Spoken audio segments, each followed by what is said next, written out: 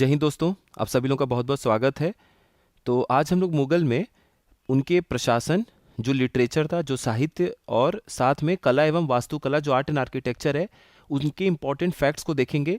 कम से कम मुगल वाले जो चैप्टर हैं आप इतना कंप्लीट कर लीजिएगा, तैयार कर लीजिएगा। अगर इससे ज़्यादा आप तैयार कर लेते हैं तो अलग चीज़ है, अच्छी भी चीज़ है वो, लेकिन कम से कम इतना आपका रेडी होना चाहिए। चलिए स्टार्ट करते हैं। हमेशा एग्जाम में पूछा जाता है। सबसे पहले अगर हम लोग प्रशासन देखें तो केंद्रीय स्तर पर अगर आप लोग ध्यान देंगे तो मान लीजिए कि अगर हम केंद्रीय स्तर पर देखते हैं, ये ग्रामीण स्तर पर हो गया, ये प्रांत स्तर पर हो गया, और केंद्रीय स्तर पे हम लोग देखते हैं तो सबसे ऊपर बैठे होते हैं एम्परर, यानी कि सम्राट, जो भी उनके राजा हैं। तो सबसे ऊपर मुगल बादशाह जो हैं वो पहले नंबर पर हैं। उसके बाद जो राजस्व का काम देखने वाले हेड होते थे, राजस्व के हेड अधिकारी कहलाते थे दीवान या फिर दीवाने आला। तो दीवान या दीवाने आला राजस्व प्रमुख होते थे।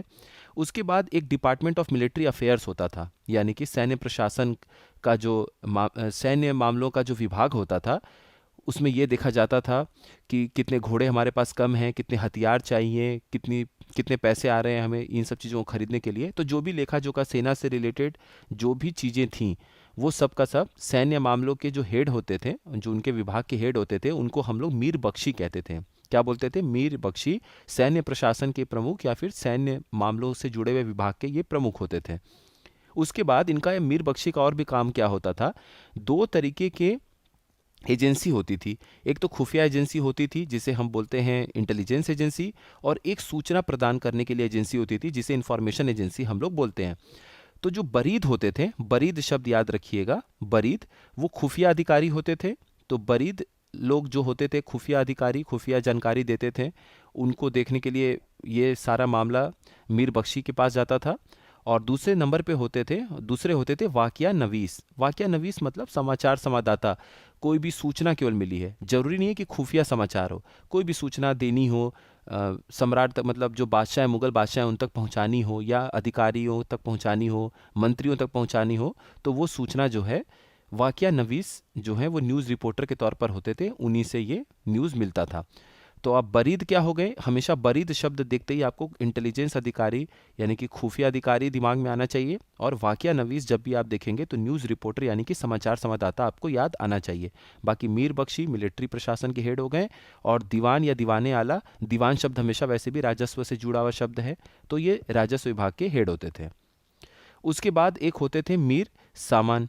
मीर सामान जो है, अब सामान होता है, उसी से आप सामान जोड़ लीजिए। तो जो भी शाही घराने होते थे, उनके कारखाने होते थे, उनके प्रभारी होते थे, ये कितना सामान पड़ा हुआ है, कितनी क्या ज़रूरत है, ये सब चीज़ देखते थे। उसके बाद एक होते थे सदर उस सुदूर। सदर उस सुदूर क्या होते थे? जो भी दान दक्षिणा दिया जाता था राजाओं के द्वारा, मुगल बादशाहों के द्वारा, दान दक्षिणा खैरात जो भी बांटी जाती थी, उसका हिसाब किताब ये सदर उस सुदूर रखते थे अपने पास में। उसके बाद मुहतासिब है।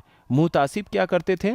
मुहतासिब ये देखते थे कि कोई भी समाज में नैतिक और आध्यात्मिक जो मूल्य हैं, जिनका पालन करने को कहा जा रहा है, वो लोग पालन कर रहे हैं कि नहीं, उसका, इन सब चीज़ों को सुनिश्चित करने के लिए समाज में कि लोग नैतिकता और आध्यात्मिकता जो है, उन आध्यात्मिक चीज़ें, उनके मूल्यों का पालन करें, तो मुहतासिब लोगों को रखा जाता था काम पे। तो अब ये आप लोग इसको पीडीएफ को देख लीजिएगा। अब हम लोग प्रांत पर आते हैं। देखिए, जब प्रांतीय प्रशासन आप देखेंगे तो जो प्रांत होता था, जैसे आज का जो राज्य है, उस समय वो प्रांत होता था, उसे कहते थे सूबा। और जो सूबा का हेड होता था, गवर्नर समझ लीजिए या फिर सूबेदार। उसके बाद आता था जिला। तो राज्य के बाद जिला इकाई है प्रशासन की, तो जिला को ये लोग कहते थे सरकार। आप ऐसे भी समझ सकते हैं कि डिस्ट्रिक्ट मजिस्ट्रेट, डीएम को आज भी बहुत सारे जगह पे सरकार बोलते थे कि हाँ सरकार है, ये दिक्कत है हमारी, ये बात है। तो वैसे समझ लीजिए कि जिला अधिकारी जो होते थे, जिला स्तर के जो सबसे बड़े अधिकारी होते थे, उन्हें सरकार कहा जाता था। अब इसमें जो है उनके साथ दो लोग आते थे। एक तो फौजदार होते थे। फौजदार का काम होता था जिला में लॉ एंड ऑर्डर का काम संभालना, क्या कानून व्यवस्था है, चीज़ें ठीक है, कानून व्यवस्था संभालने के लिए फौजदार हैं। और अमल गुजार जो हैं, वो भूमि राजस्व कर, भू राजस्व कर, लैंड रेवेन्यू को कलेक्ट करना, इकट्ठा करने का जो जिम्मेदारी था, वो अमल गुजार पे होता था। अमल गुजार बोल लीजिए या फिर अमील बोल लीजिए, दोनों एक ही हुआ करते थे। तो जिला इकाई पे ये दो लोग काम करते थे, फौजदार कानून व्यवस्था संभालने के लिए, लॉ एंड ऑर्डर, और अमल गुजार जो थे वो भू राजस्व का इकट्ठा करना, उसको देखना उनका काम होता था।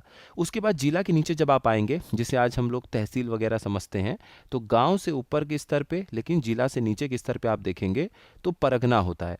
परगना आज भी शब्द ये प्रयोग में आता है। तो परगना का जो हेड होते थे, जो कार्यकारी अधिकारी एग्जीक्यूटिव ऑफिसर होते थे, उन्हें हम लोग शिकदार बोलते थे। तो शिकदार जो शब्द है ये परगना स्तर पे अधिकारियों के लिए प्रयोग में आता था। उसके बाद आप आएंगे क्या, जिले के नीचे आ गए आप सब डिस्ट्रिक्ट्स, यानी कि एक इकाई पे आ गए जो कि जिला और गांव के बीच का है, और लास्ट में आप आ गए गांव पे। तो गांव के जो हेड होते थे, विलेज हेडमैन, जिनको आप मुखिया के तौर पे समझ सकते हैं, वो होते थे मुकद्दम। तो मुकद्दम शब्द जो है वो विलेज हेडमैन के लिए प्रयोग में आता है। अब हम लोग इसको देख लेते हैं जल्दी जल्दी। सूबा जो है वो प्रांत स्तर पे आप शब्द यूज़ करते हैं सूबा का। राजस्व विभाग का जो प्रमुख होते थे वो दीवान कहलाते थे। और कई बार अब देखिए, इनके पास चूंकि राजस्व का अधिकार है, राजस्व इकट्ठा रखे हुए हैं अपने पास में, तो किसान लोगों को जो समय से पहले ज़रूरत के हिसाब से पहले ही जो ऋण दे दिया जाता था उसे तकावी कहा जाता है। तो तकावी शब्द कहीं भी आए तो समझ जाइएगा कि किसानों को जो ऋण दिया जाता है, अग्रिम ऋण दिया जाता है, एडवांस लोन दिया जाता है, उसे हम तकावी कहते हैं। उसके बाद जिला के स्तर पे हम क्या बोलते थे, सरकार। तो यहाँ पर आप समझ लीजिए, जो फौजदार हैं वो कानून व्यवस्था को संभाल रहे हैं, और अमल गुजार या आमिल जो होते थे वो राजस्व संग्रहकर्ता या फिर रेवेन्यू कलेक्टर के तौर पे वो काम करते थे। उसके बाद परगना आया। तो परगना के जो एग्जीक्यूटिव ऑफिसर यानी जो कार्यकारी अधिकारी थे तो वो शिकदार कहलाते थे, जो राजस्व संग्रह में आमिल की सहायता किया करते थे। तो आमिल अभी हम लोगों ने ऊपर देखा कि ये सरकार यानी कि जिला स्तर पे राजस्व इकट्ठा कर रहे हैं, तो इनकी मदद के लिए उनके नीचे परगना के स्तर पे, मतलब कई परगना को मिला के एक जिला बनता था, सरकार बनता था। तो उसमें जो आमिल लोगों की मदद करने के लिए शिकदार भी हुआ करते थे। गांव के जो हेड हैं, विलेज हेडमैन या फिर आप बोल सकते हैं ग्राम प्रधान, आज का समझ लीजिए, तो वो मुकद्दम हुआ करते थे। अब देखिए इस पॉइंट को ध्यान दीजिएगा। मध्यकालीन भारत में ग्राम प्रधानों के लिए दो शब्द का प्रयोग किया गया था, एक तो महतारा और दूसरा पट्टकिला।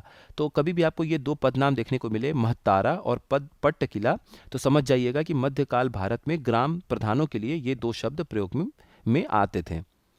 उसके बाद हम अब देखते हैं किताबों को। कुछ बहुत महत्वपूर्ण पुस्तकें हैं जो कि इनके टाइम पे लिखी गई हैं, इनको भी जल्दी जल्दी देख लेते हैं। तुजुके बाबरी या फिर बाबरनामा बोल लीजिए, ये बाबर ने अपनी आत्मकथा लिखी है, यानी कि उन्होंने खुद से अपने जीवन के बारे में लिखी है जीवनी, और तुर्की भाषा में लिखी है, इसको भी ध्यान रखिएगा।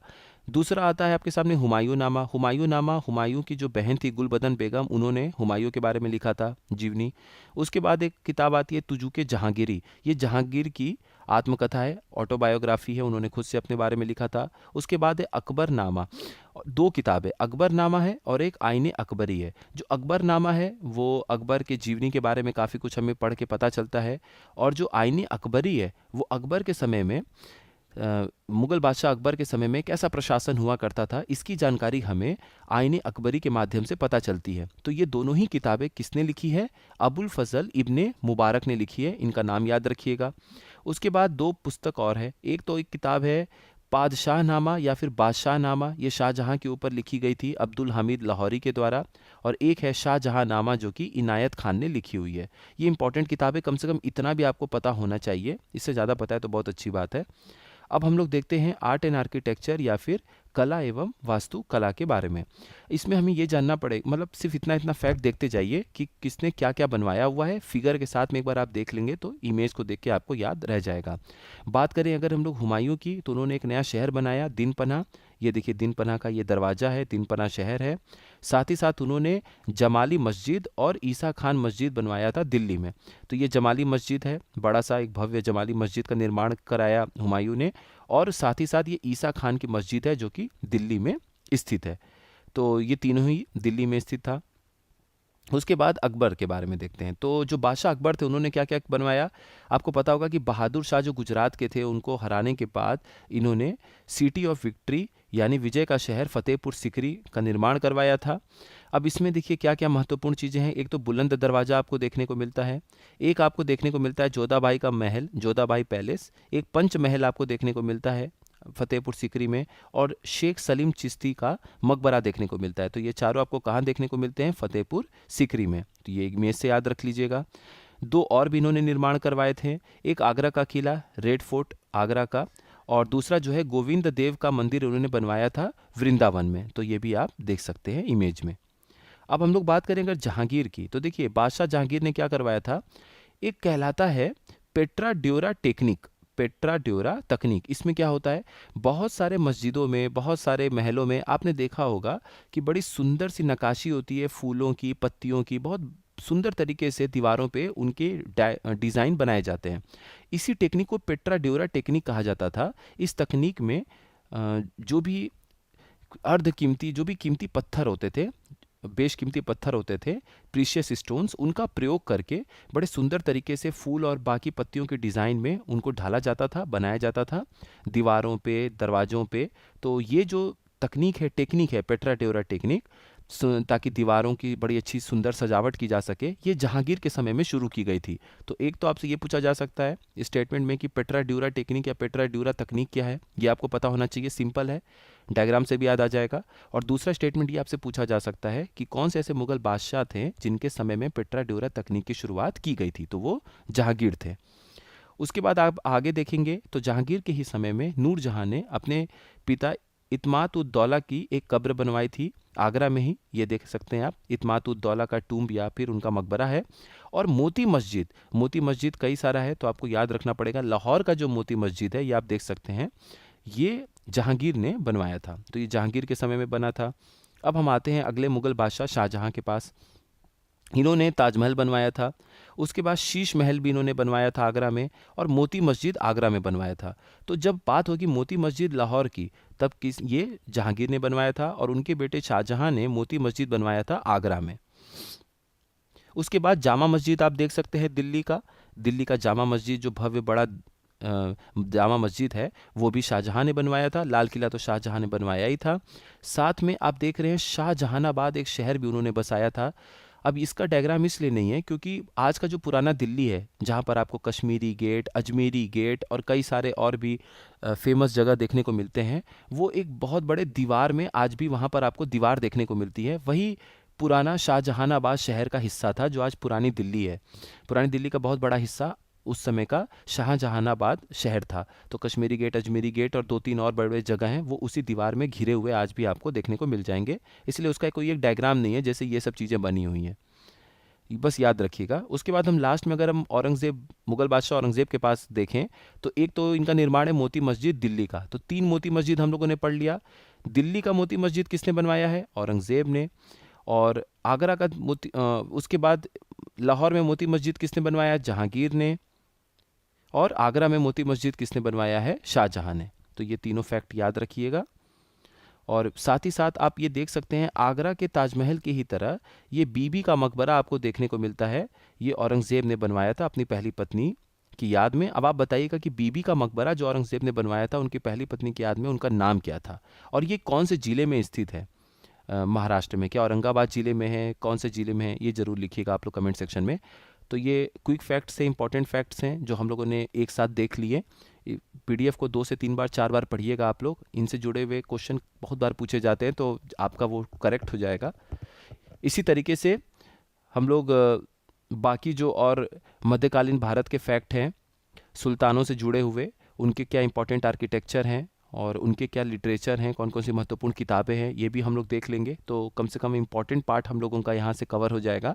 अभी बहुत ज़्यादा डिटेल देखने का टाइम नहीं है, ये कवर करते हैं, फिर बाकी हम लोग इंपॉर्टेंट एमसीक्यूज़ हमें करना है, काफ़ी एमसीक्यूज़ करना है, तो वो भी आप लोगों के लिए जल्द उपलब्ध होगा। बस आप लोग अच्छे से पढ़ते रहिए और रिवीजन ज़रूरी है, रिवीजन भी करते रहिए। बाकी जो भी आप लोगों को ये वीडियो मिल रहा है, पीडीएफ मिल रहा है, इसको भी ज़रूर पढ़ते रहिएगा, आपको फ़ायदा होगा एग्ज़ाम में। मिलते हैं फिर नेक्स्ट इन्फॉर्मेटिव वीडियो में। आप सभी लोगों का बहुत बहुत धन्यवाद।